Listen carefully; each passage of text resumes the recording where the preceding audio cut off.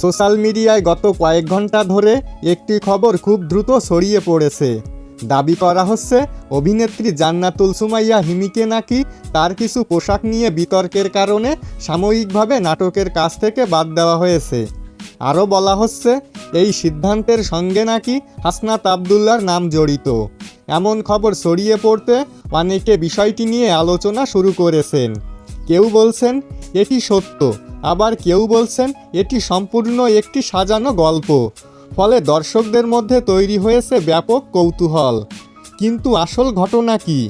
বিভিন্ন নির্ভরযোগ্য সূত্র এবং সংশ্লিষ্ট বক্তব্য খুঁটিয়ে দেখা যায় এখনও পর্যন্ত এমন কোনো সরকারি ঘোষণা, প্রযোজনা প্রতিষ্ঠান, পরিচালক কিংবা হিমির পক্ষ থেকে এমন কোনো তথ্য নিশ্চিত করা হয়নি।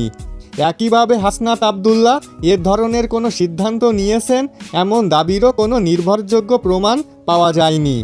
অর্থাৎ সোশ্যাল মিডিয়ায় যে খবরটি ছড়ানো হচ্ছে সেটি এখনও পর্যন্ত যাচাই করা তথ্য নয়।